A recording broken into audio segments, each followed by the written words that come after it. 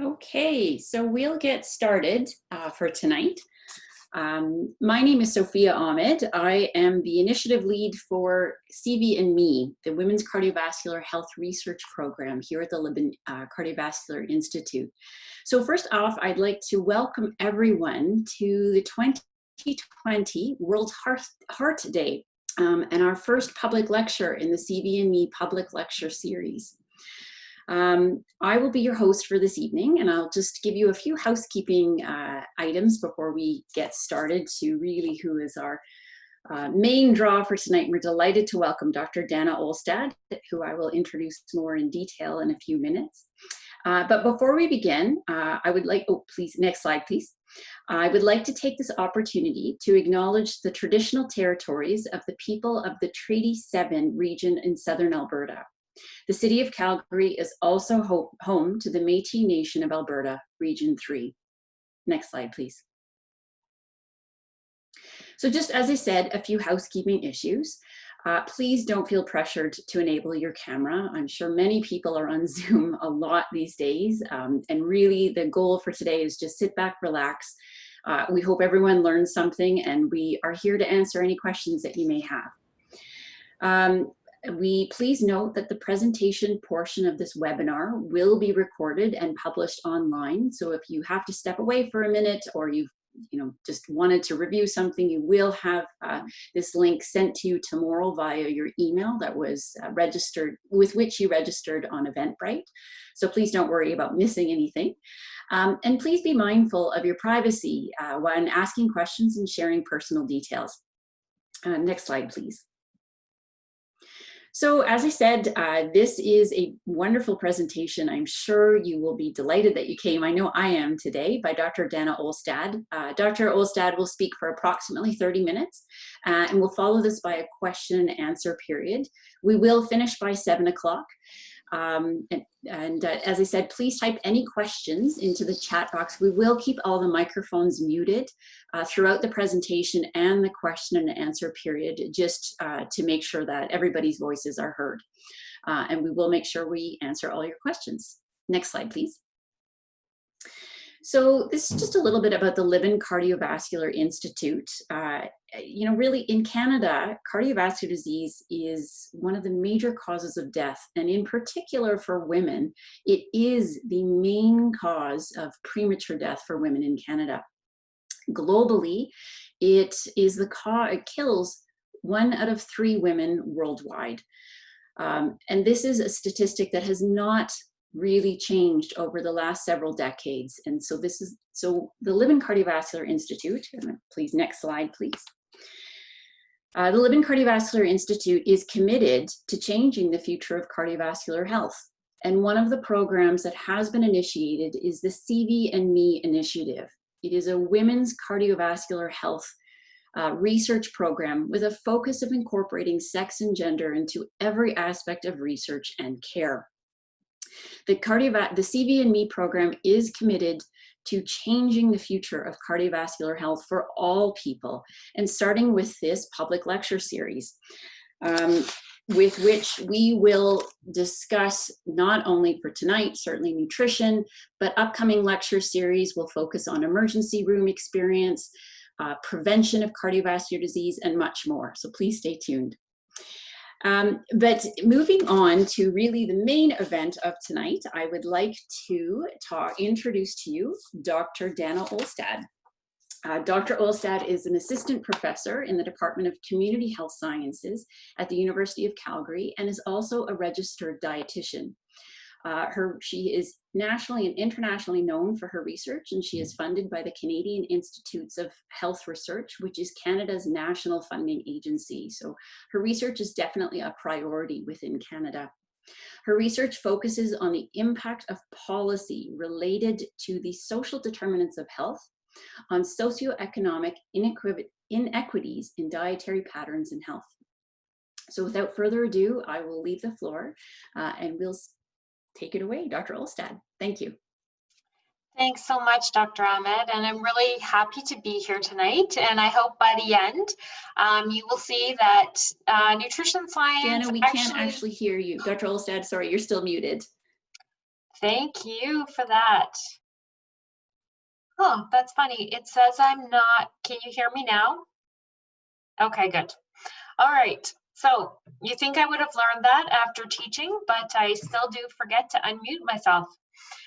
So I hope by the end of tonight that you will be convinced that nutrition science actually is not rocket science. I think there's a lot of myths out there that cause us to think that nutrition is really difficult and it's really hard to eat healthfully, but it actually really isn't.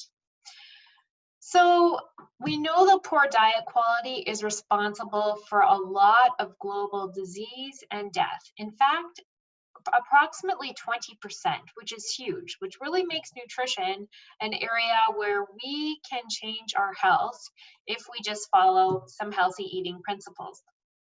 So you'll see there's this list on the slide. I'm sure you've heard of these terms and so many more, and you often are wondering, well, what actually matters for heart health and for heart in general? And so, as I said, by the end, I hope you'll have an answer to some of these questions. I'm not going to necessarily address all of these in depth, but my goal is to actually tell you what matters for nutrition, and then you will be able to answer these questions quite easily for yourselves. So just a quick note about terminology. So when I'm talking about a diet, I'm not talking about a diet in the traditional sense of, you're on the cabbage soup diet or you're trying not to eat. You can have a fast food diet. And as you know, if you're eating fast food, you're probably not restricting your eating. So a diet is just refers to any pattern of eating. So that's how I'm going to use that term throughout tonight's lecture. So I'm going to tell you basically the answer to the question that we started with. What is a healthy diet? And it really boils down to this, eating a variety of whole, minimally processed foods with little to no added fat, sugar, or salt. Now you see I've underlined added because we don't want to restrict naturally present fat, sugars, or salts. As you may think that we should, but actually it's not the case. And if they're naturally present, they tend to be quite healthy for us in general. So this is the common principle that really underlies all healthy dietary patterns. What we're focusing on is an entire pattern of consumption. We're not focusing on specific nutrients or eating specific superfoods. We want a whole diet that can promote health across the life course without focusing on low fat or low carb, for example. So some of the examples of healthy dietary patterns we will talk about tonight are the Mediterranean style diet, a DASH diet, which was originally designed for hypertension. So that's the dietary approaches to stop hypertension. And Canada's Food Guide is actually a fantastic foundational plan for healthy eating. So what do we want to do? Well, we want to focus on variety and balance. Whole foods in their natural state, foods that are minimally processed, that have little to no added fat, sugar, or salt. And we're going to unpack all of these tonight. What we don't want to do is start counting calories, focusing on specific nutrients, or actually eliminating entire food groups. And you'll find that a lot of the popular diets out there actually attempt to do that. And that is not a good way to eat. So we want to eat more vegetables, fruits, whole grains, nuts, seeds, and legumes, fish, shellfish, dairy products, and vegetable oils. But we want to eat fewer ultra-processed foods, white refined grains, any added sugars, fats, salts, processed meats, industrial trans fat, you know the list. Obviously, the desserts and sweets are on that list as well.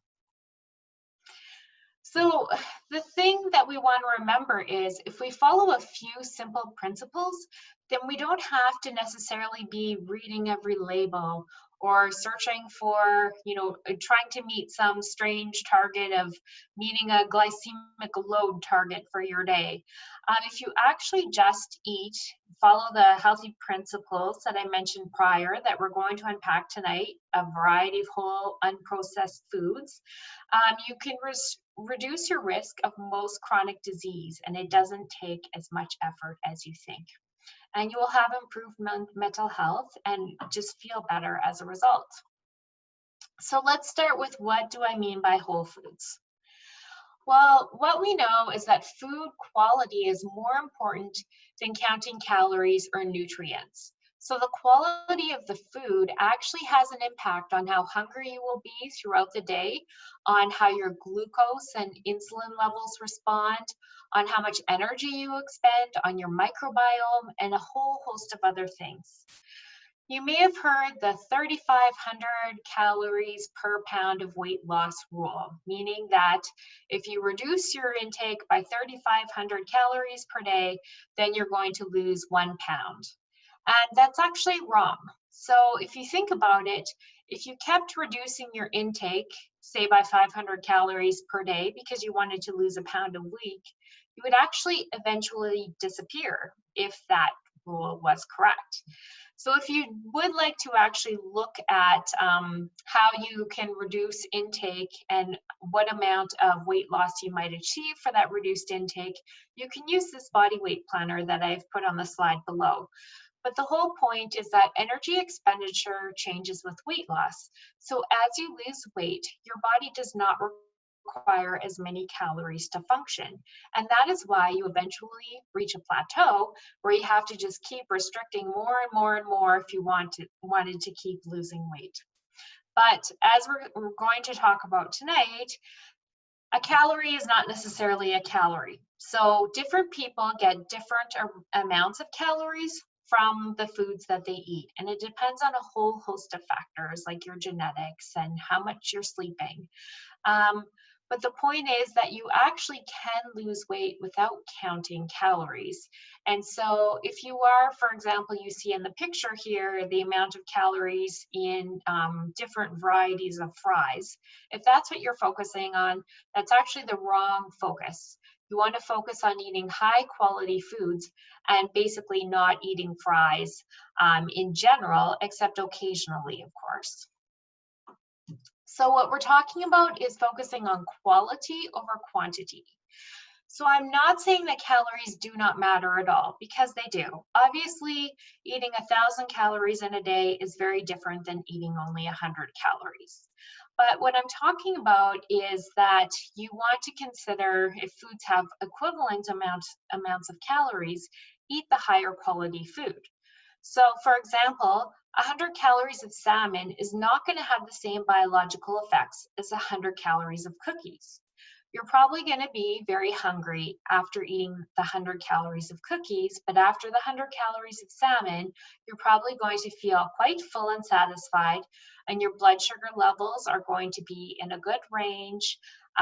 You're feeding healthy foods to your microbiota, and in general, this type of eating would promote health.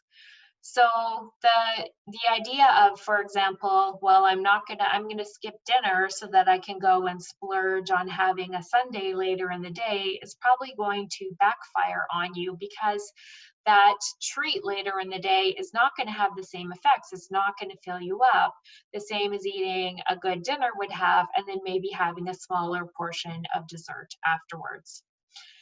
So if you focus on whole foods, calorie counting becomes unnecessary. And that's a key point, because your body will then naturally regulate your hunger, and you can eat according to hunger instead of having to consciously restrict your intake. So this is a slide showing a really influential study that happened several years ago.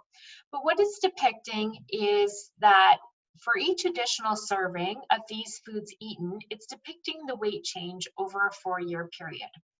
So what you can see is foods like potato chips or fries.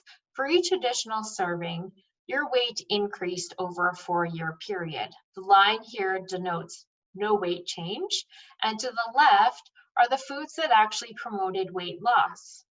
Now, it's actually quite interesting to see that nuts here, they're very high calorie food, but for each additional serving, people actually lost weight. Same with whole grains, with fruits, with yogurt, vegetables. And so that's just really illustrates the point, is that it's not calories that matter, it's the quality of the foods that matter. So now let's talk about level of processing. You probably saw a little bit of coverage about this study when it came out. It was a study of comparing consumption of highly processed foods with minimally processed foods. And it was really foundational to our understanding about processing and what it actually entails in terms of weight loss. So here is actually a sample of foods that these participants were actually fed. So the unprocessed diet, you can see, has quinoa cereal, milk, strawberries, salmon, salad. It has plenty of olive oil. And then in the ultra-processed food, they're eating Eggo pancakes, cheeseburgers, and you'll see that all the drinks have added fiber, which is just because they were actually trying to match everything, all the macronutrients, the calories in these diets. So they are equivalent for calories. And so this is what happened. So they had 20 adults and they ate both of the diets. So for 2 weeks, they ate the ultra processed diet, and for 2 weeks, they ate the unprocessed diet. And they switched so that each person experienced both diets. These diets were exactly matched for calories, carbohydrate, fat, protein, sugar, sodium, and fiber. So no difference there. The only difference was the level of processing of the foods. And they were allowed to eat as much as they liked. And you can see in this graph here, when they were in the blue on the ultra-processed diet, they naturally ate an additional 500 calories per day than they did when they were eating the unprocessed diet. And the result is, as you would expect, they gained a kilogram of body weight during the 2 weeks on the ultra-processed diet, but they actually lost up to a kilogram of body weight when they were eating the unprocessed diet. So that really illustrates the point that it is not calories, it is the quality of the foods that really matters. So nutrients. Now you've all heard low fat, low carb. Which one is better? And there's constant articles in the media about which one you should eat. Well, like we've been talking about already, what we want to focus on is high quality whole foods. We don't want to focus on particular nutrients. We know that the whole food matrix has synergistic effects, and that's why we're focusing on whole foods and not isolated nutrients. So a low carb or a low fat diet can be healthy or unhealthy just depending on the food choices you make. For example, refined white grains are very low in fat, but if that is all you ate, you would not have a very healthy diet. So what we want to focus on is added fats, sugars, and salts as well. Don't focus on the naturally present fat, sugar, and salt. And often when these items are added to food, it's a sign of an ultra processed food, which we just talked about is not what we want to be eating. So if you were focusing on nutrients alone, you would actually not necessarily be making the best choices. So if you were trying to restrict carbs, you would not be eating very much dairy, legumes, fruit, or whole grains, which we have already shown are things we want to eat more of. If we were on a low-fat diet, then we'd be limiting nuts, fatty fish, full-fat dairy, and vegetable oils. Again, very healthy whole foods.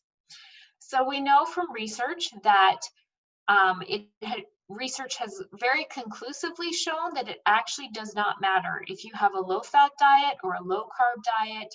If you were eating healthy whole foods, what matters is adherence, the fact that you're actually sticking to something and not just loading up on unhealthy foods. You're not going to lose more weight on one or the other.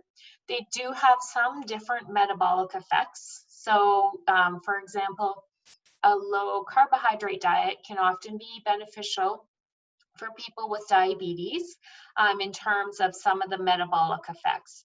But if we're just talking about straight weight loss, there really aren't going to be any differences between the two diets. So what do healthy dietary patterns look like? Well, we started off by talking about the Mediterranean and DASH diets. And this was a study that basically was a review of reviews to show what does all the weight of the evidence show in terms of the heart healthiest dietary patterns?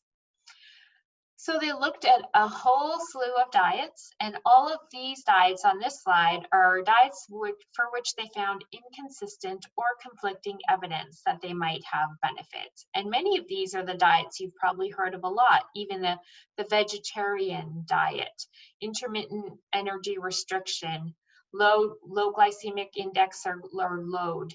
All of these had inconsistent or conflicting evidence of benefit. But what they found was that the Mediterranean and the DASH diets had the most consistent evidence of benefit. And here again, they found what we started off with is that eating more vegetables, fruits, whole grains, plant-based proteins, and limiting the processed foods helps to reduce cardiovascular risk and risk for other chronic disease.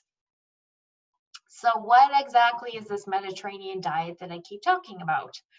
Well, here you can see the Mediterranean diet pyramid, and you see at the very bottom, these are the foundational items at the bottom. So daily exercise and weight control.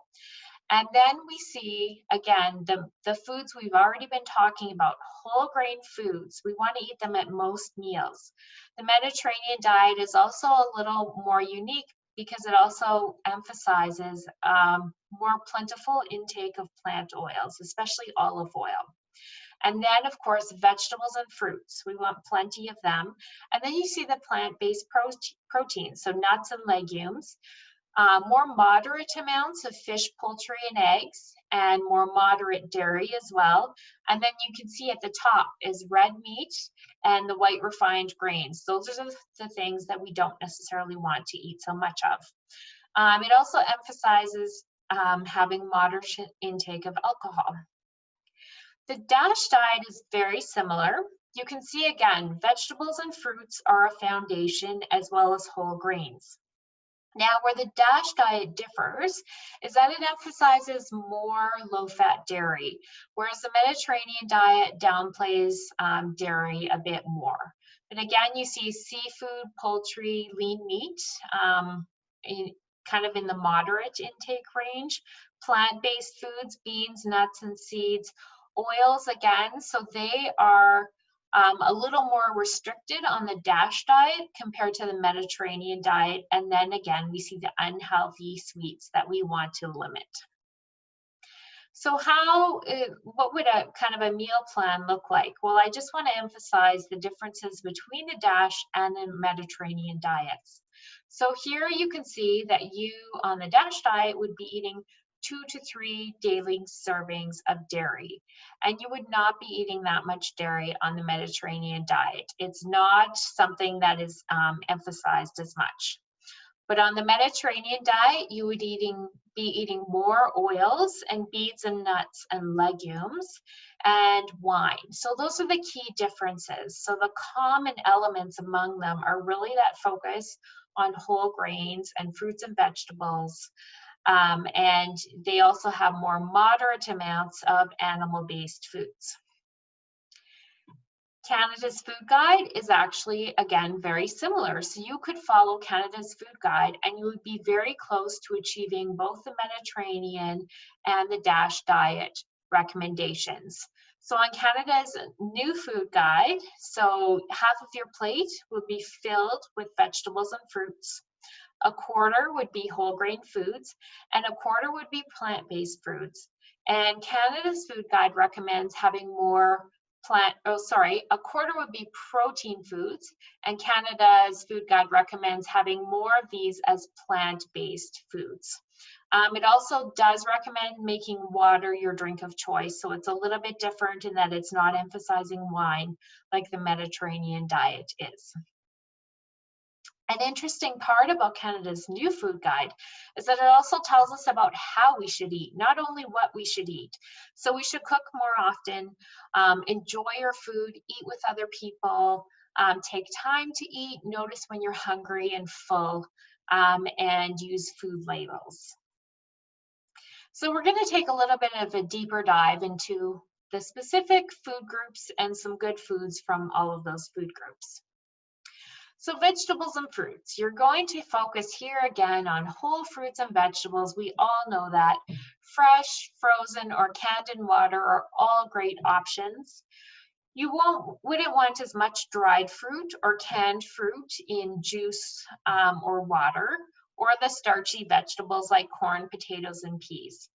And you would want to limit fruit juice and any canned fruit and heavy syrups. In terms of grains, of course, we're going to focus on whole grains, the brown grains. They actually have a ton of antioxidants that people actually don't realize. More moderate intake of refined grains, but it's not like you have to eliminate all of them. And of course, we're going to want to limit any sweets or commercially prepared baked foods, really sugary cereals. A good rule of thumb is to think of the 10-to-1 rule. So that means 10 grams of carbohydrate for every 1 gram of fiber. So try to, when you're looking at if you're reading labels, just try to look for the number of grams of fiber compared to the total grams of carbohydrate, and then you can put this 10-to-1 rule into effect. In terms of protein sources, we're generally recommending to emphasize plant-based proteins as well as fish and shellfish. But you'll see here I've put poultry, eggs, and dairy both in the focus on section and in the moderate section. And that's because this is more controversial. And you'll also see I have red meat here in the moderate section as well as in the limit section. Again, this is because there is some controversy. So the Mediterranean diet, for example, would say you should only have moderate poultry, eggs, and dairy, but the DASH diet has a stronger focus on poultry, eggs, and dairy. So there isn't necessarily a consensus as to where these foods should be, so you can go with what you prefer. Canada's food guide advises more plant-based proteins, but it is also really critical to remember that animal proteins provide all the essential amino acids. The iron in animal proteins is much more highly absorbed compared to plant-based proteins. You're also getting zinc, B12, and calcium, and these nutrients are very difficult to get in other foods in adequate quantities.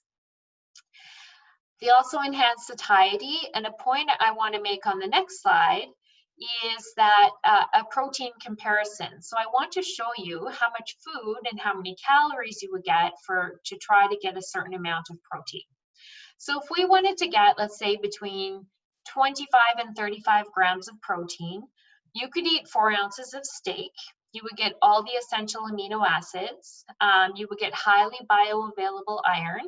You would get a good amount of fat, but again, it's naturally present fat. So I'm not super worried about that, but of course, we generally don't recommend that people eat steak every single day. And that's going to be about 315 calories.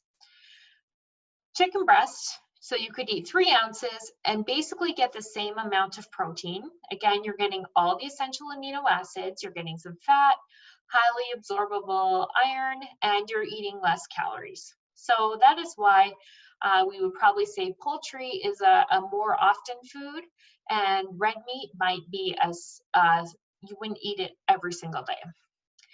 But I wanted to do this comparison mostly to point out the difference between the animal foods and the plant-based proteins. So if you wanted to get the same amount of protein as you would get from 3 ounces of chicken breast, you would actually have to eat 1.5 cups of lentils, and you would get more than double the calories. You would get quite a bit of carbohydrate, so it depends if you are worried about that. But you would get a lot of fiber. But you're not getting all the essential amino acids, and the iron is not well absorbed at all. Now, the starkest contrast is with the cashews. So now we're talking about eating 1,000 calories of cashews. You'd have to eat nearly 1.5 cups of cashews, which is a lot of cashews. And you're getting 83 grams of fat, which, as I said, we're not worried about naturally present fats, but I'm not sure about 1.5 cups of cashews here, 1.3 cups, right? That's a lot.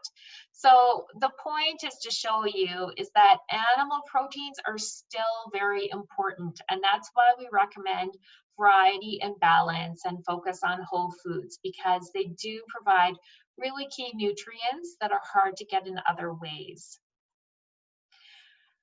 Dairy products. So here we want to focus on low or full fat. There is no issue with full fat according to the most recent literature. So yogurt and milk are generally your best choices. I would say more moderate amounts of cheese and butter, and also soy milk. Soy milk is not as nutritious as cow's milk. I definitely highly recommend that people stick with cow's milk. And in particular, the other milks, the almond, rice, coconut, and oat, I would tell people to actually avoid those. They actually don't have anything that's useful in them. They basically are just calories and quite a few additives. So there really is very little nutrition there to recommend them. So if you can tolerate cow's milk, that is definitely what I recommend. And I do know that not everybody can tolerate it, but there are actually quite a few studies showing that if you start with small amounts and just keep increasing it, you can get up to 1 cup of milk per day. And that's even for people with a lactase deficiency. And yogurt actually does not have lactose. So you should be okay with lactose, although I know there's going to be situations where some people are not. Now again, here with dairy, the nutrients you are getting are very unique and are not easily obtained from other food sources. So there was a really interesting comparison in the literature just recently that showed if you actually wanted to get the same amount of nutrients without eating dairy products, if you were trying to minimize the cost of that diet, you would still have to pay 50% more, and you would have to eat 5.7 times more calories. So when you're talking amounts like that, calories actually do start to matter, right? If you were trying to minimize calories instead and you didn't care how much it cost, you'd still have to pay almost 6 times more money and still eat 2.5 times more calories. So it really shows you that dairy products are giving you a fantastic bang for your buck.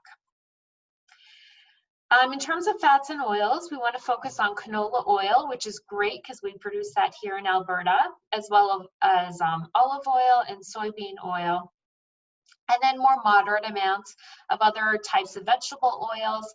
And then we want to really limit partially hydrogenated oils and margarines because, again, we could be getting some of those trans fats.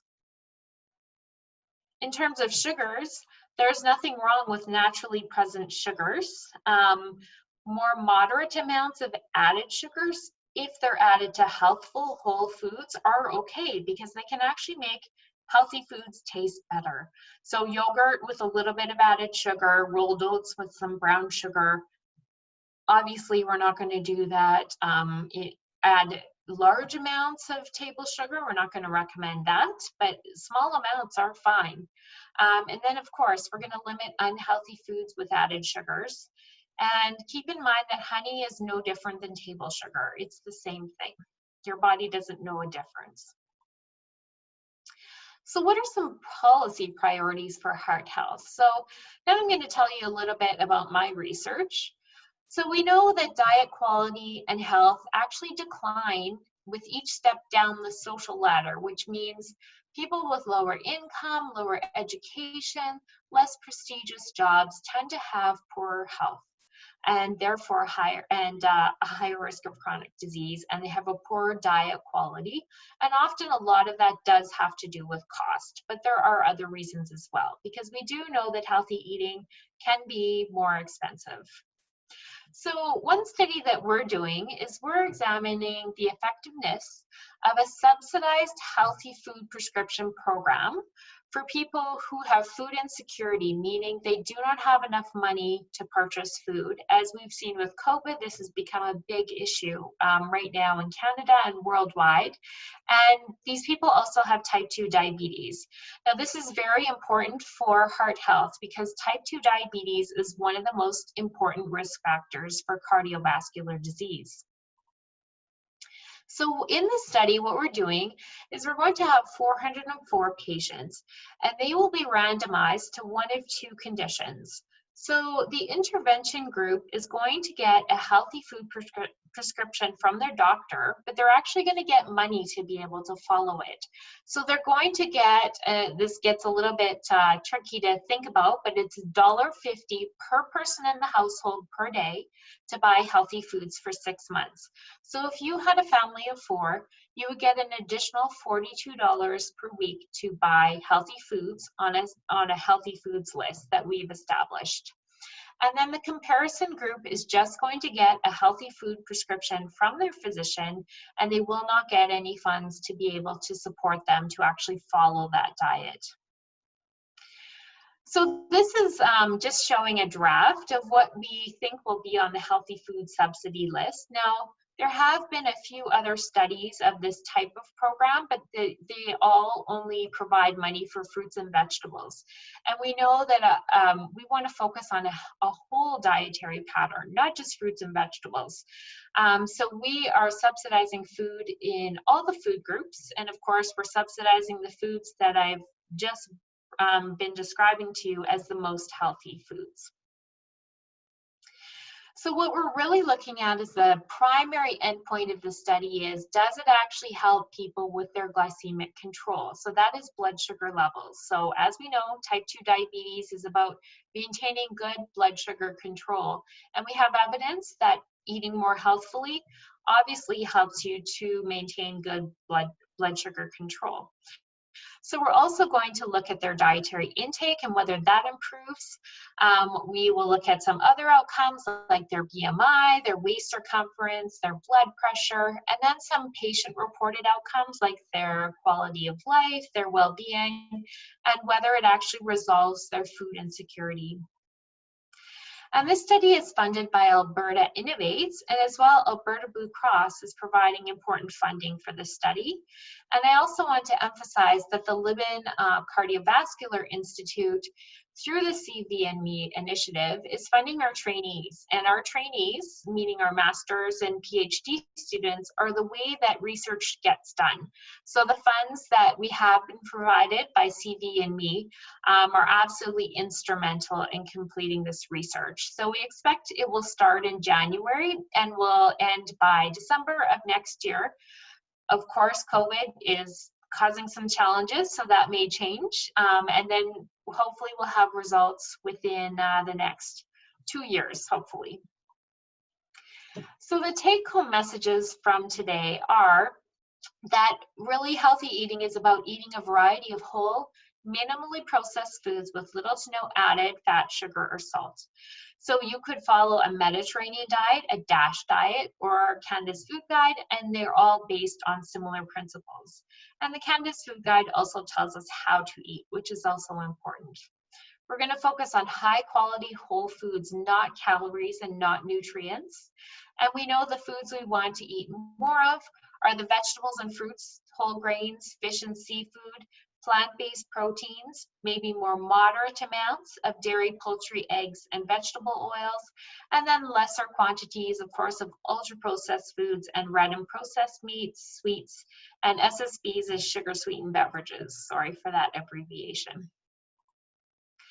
These are some references if you wanted to look up any of the studies, and we're headed into a question period, so I'll just leave it on that slide now in case you wanted to jot down any of those references. Thanks very much for your attention. Great. So thank you so much, Dr. Olstad. That was absolutely amazing. And I just would like to remind everyone in the audience that this presentation has been recorded. Dr. Olstad has kindly said that we could distribute her presentation in slides. So you will receive this via email tomorrow if you'd like to zero in on anything in particular that she covered today. So I'd like to open up the question and answer period. We have until 7 o'clock, so we have some time. I've already actually gotten some questions from the audience, and I ask if you have any, please type them in the chat box, and we'll keep a watch on that. But perhaps we'll start with the first one. Dr. Olstad, what is the current health opinion about a glass of wine? You did touch upon this in your presentation, but from the Canadian perspective, if you'd be able to give some insights on that. Yeah, that is such a good question because, as I said, the Mediterranean diet does recommend moderate amounts of wine, but the DASH diet recommends not drinking alcohol.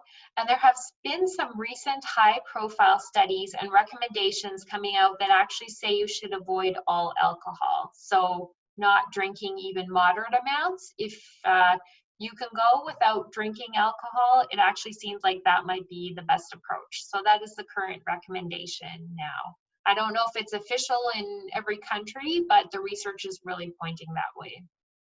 Okay. There's another question that's just popped up in the chat box. I'll do them in the order that I received them. So just I don't want anybody to think I'm ignoring their question. Can you comment on if periodic fasting is good for your health? There is some emerging evidence about that. So we're talking about intermittent fasting or restricted time feeding are the most common approaches. So intermittent fasting might be where you eat regularly for 5 days a week, and then perhaps on the weekend or just any 2 days in the week, you would restrict your intake. Or some people do it where they alternate days. They would eat normally on one day, and then the next day they might only eat 500 calories, for example, or not at all. And then there's the time restricted feeding where you eat during a certain window of the day. So that could be you eat from 12 till 6, and then you don't eat outside of those hours. So there is some evidence in the literature that this might be beneficial, but it's generally the studies have actually shown that weight loss is not any different if you use any of these time restricted or fasting measures compared to just following a standard calorie restricted diet or just an attempt to manage how much you're eating, just eating less in general. So what the literature really shows is that it's just adherence that matters. So it is not if you're on a low fat or a low carb diet, or if you're fasting or restricting the time of day that you eat. It's just that you are actually being mindful of what you're eating and sticking to something.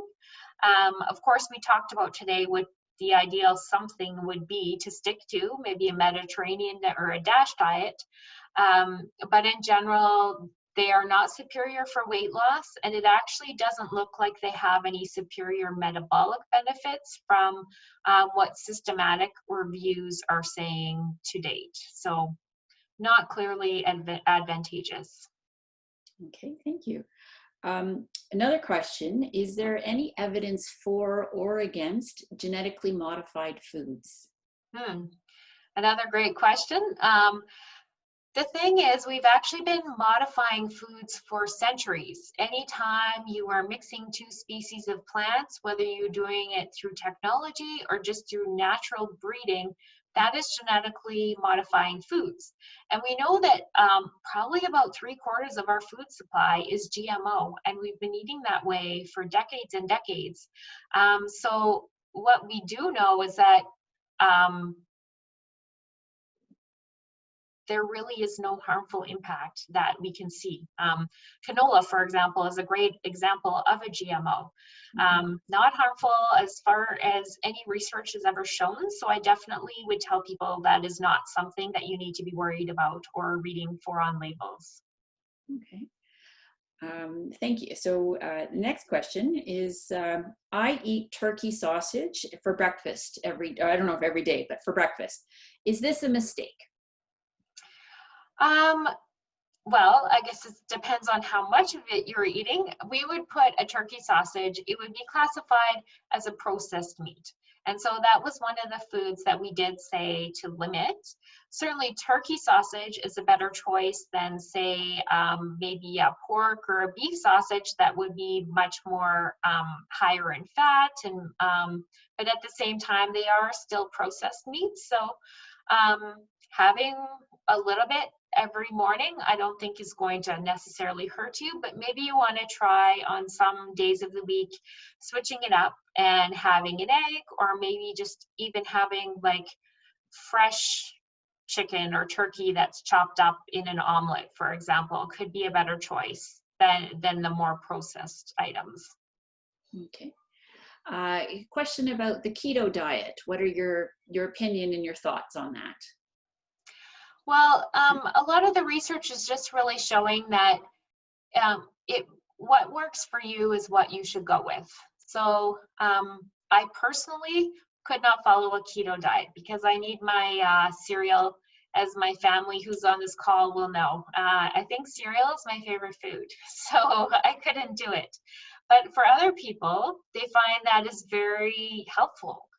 And so if that is a style of eating that helps you not to overeat and keeps you full, I just would recommend, though, not being too restrictive with it. Because as I said, we don't want to be cutting out food groups, entire food groups. So if you, because you're eating a keto diet, are no longer eating whole grains or dairy or legumes or fruits and vegetables, then I would say, yes, that could be more of a concern, and you would want to add some of those foods back in to your own preference. And it has to be something you can do for life, right?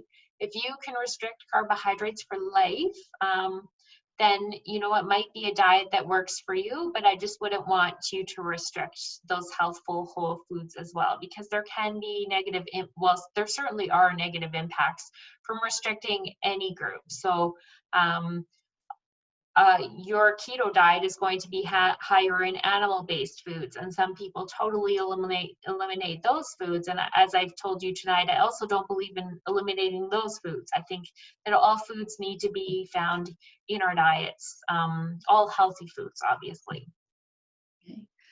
No, that's great, Dana, because, or Dr. Olstad, there's certainly a lot about the keto diet these days. The next question is about coconut oil, and currently being touted by some as a very good oil for your brain function, but is also shows up on the bad list, and I wondered if you could comment on that.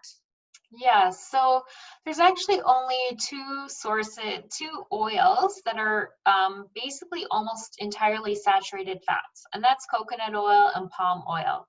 And we have actually never recommended those foods, and we still don't. And that is because they're touted by really just the popular media.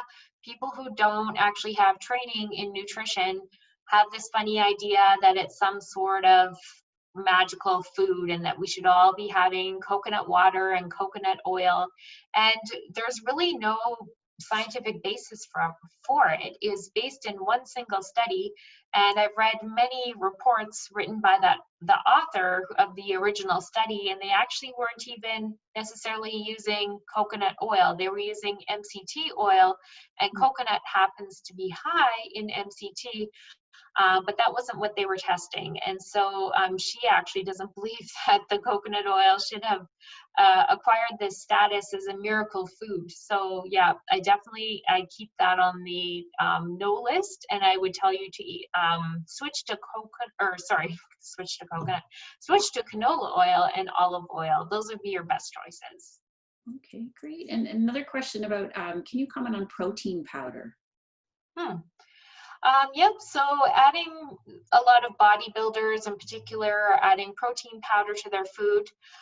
Basically, it ends up becoming, to put it bluntly, expensive urine, unless, of course, you're not eating any protein in your diet, which is actually pretty hard. So we get protein in actually almost every food. Even fruits and vegetables have small amounts of protein. But if you are eating a normal diet, especially if you're still eating animal-based foods, you will easily get more than enough protein that you need. So usually we're recommending about 1 gram per kilogram of body weight, but if you are an exerciser, you can go up to 1.5 grams per kilogram. Even some would go as high as 1.8 or 2. And you can actually easily get that from foods just by focusing on protein-rich foods. You don't need the added protein powder. It's probably not going to it's not going to hurt you, but like I said, it's an expensive way to basically you're not going to use it because you're getting enough through your diet. Now, if you're not getting enough through your diet, if you're restricting animal-based foods, then maybe you might need that. If you're also, if you're a vegan, for example, but otherwise you wouldn't need that. Okay. So speaking of proteins, you talked about lean meats versus red meats. And so a question is, does duck classify as poultry? Oh, yeah. I guess we kind of put wild game in a category of its own generally. Duck tends to be quite a bit higher in fat, so I wouldn't really put it in the poultry category. It's almost kind of in between, I guess I would say. So it's probably not an everyday food, but certainly a few times a week is not an issue. I know Asian diets would probably be higher in duck. So yeah, it can definitely, it fits, obviously, just maybe a little more moderate intake. Okay. Can you comment on the most important meal of the day, and is it breakfast? Yes, great question. That has been another topic of scientific controversy, and I think we've come to a consensus now that it actually isn't. There's nothing magical about breakfast. Basically, you should eat when you're hungry and stop when you're full. And if you are somebody who is not hungry in the morning, it's actually perfectly okay not to eat. So if you are starving, you should eat. If you're not hungry, then don't eat. And I think we just generally keep that a rule for all meals of the day. Okay. So the next question is about carbohydrates. And if I'm paraphrasing the question a little bit, but just having two, I'll say, competing dietary needs in the same household. So one person in the household has been told by nutritionists that total carbs minus any other is carbs minus any dietary fiber that's listed. And that would apply if one is watching carb intake. But if you have a partner who's also watching carb intake, I guess, do you have any tips for strategies on how to coordinate different dietary needs in the same household? Yeah, that can certainly be challenging. And I guess the problem is, especially if you're trying to cook and not just order things out, because cooking is pretty important. Um, Yeah, I guess maybe one strategy could be to take advantage of some things like pre-chopped foods in the grocery store. So then you're not buying the highly processed, but you're buying, the veggies and the salads that are already ready to go that you could maybe add. You could maybe buy things like chicken breasts that are already ready to go, so that you don't have to do so much pre-prep, and then you could buy a more variety. But I guess maybe even could you actually come to kind of a middle ground between the two diets? Is that a possibility as well?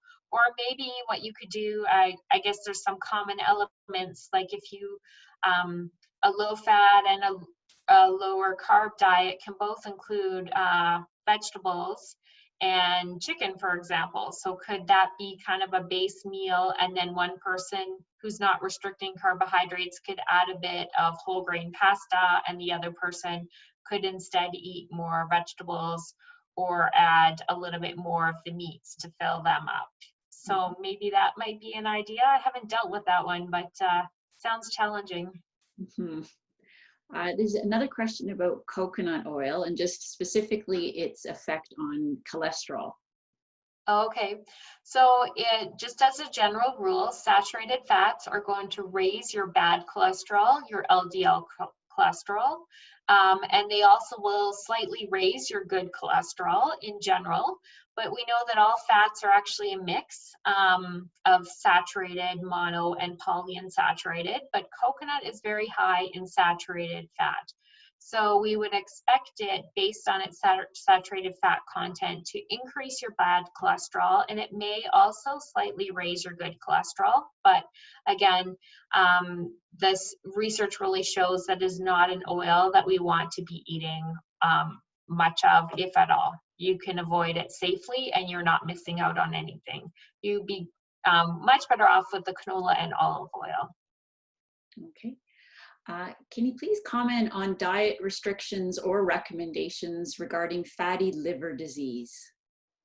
Oh, Well, to be honest, I'm not going to be able to answer that question because I'm not a clinical dietitian who deals with those types of more acute conditions. I'm more of an expert in terms of chronic disease. So sorry, I can't help you specifically with that one. Yeah, no, and that's certainly those are available. Dietitians who do Mm. specialize in those particular areas would be available through the specialist who would be treating that. So I'm just we just have about 5 more minutes, so I'm just going to skim through. Are there recommended guidelines for the amounts of whole foods? Putting into practice can be the hard part. Okay, sorry. So what is the question about putting Uh, it in? Sorry, suggested guidelines for amounts of these whole foods. Uh, Oh, okay. Yeah, so a really good way to do that would just be to kind of follow the Canada's Food Guide plate. I think that's the simplest way to think of it. So at every meal, think of having half of your plate vegetables and fruit, a quarter whole grains, and then a quarter plant-based proteins or protein foods in general. Sorry, I keep getting that mixed up. A quarter protein-based foods with more of the plant-based foods. That can be a good way to follow. But then if you did want to look specifically at the Mediterranean and DASH diets, you can just go online.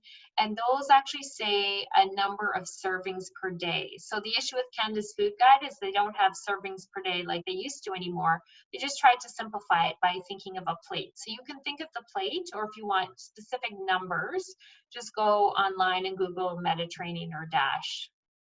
okay. This will actually, unfortunately, have to be the last question because we're running out of time. But we will give you some resources afterwards to everybody. So just looking through the questions, this is one that I've gotten some private messages as well. Can you comment on the effects of eggs on cholesterol?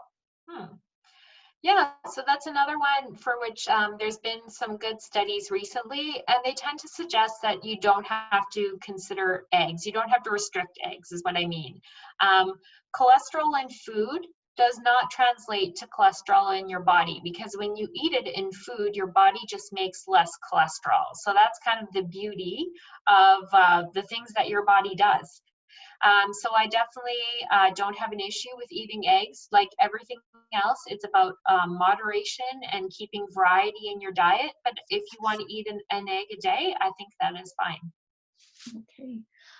So thank you so much. And that brings us to the end of our presentation. I think that we probably could talk for another hour, and I have to really comment, and this has been a fantastic and engaged audience, and we really sincerely appreciate your questions. I wonder, there certainly were a number of unanswered, or we just weren't able to get to the questions. And Dr. Olstad, would you be able to recommend any websites or trusted links that people could go to on their own to answer some of these questions? Yeah.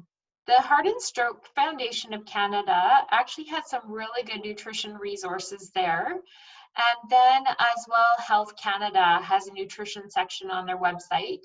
And they also have some really good information about eating in the time of COVID. So that is a good one to follow. Because again, today, the things we are talking about are very relevant to COVID. It's just eating a nutritious diet. There is no magical thing that you can do to reduce your risk of COVID as well. So yeah, Heart and Stroke and Health Canada. Okay, great. And we can include those links in the email that comes out to all of you tomorrow. So as we come to the close of our World Heart Day public lecture, I really want to thank Dr. Olstad for her time and expertise in joining us, and really appreciate it. And I wish we could all applaud right now, but you'll have to just listen to me say this. We really did appreciate your expertise and wisdom, so thank you for that.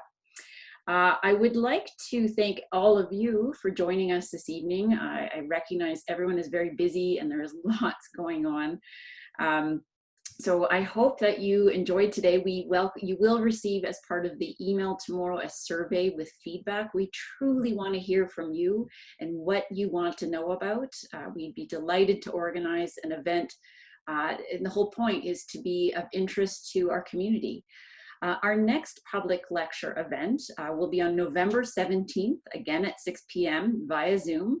And we will hear from Dr. Andrew McCrae from our Heart Smart for the Holidays event. So in anticipation, Dr. Andrew McCrae is an emergency room physician here with Alberta Health Services in Calgary.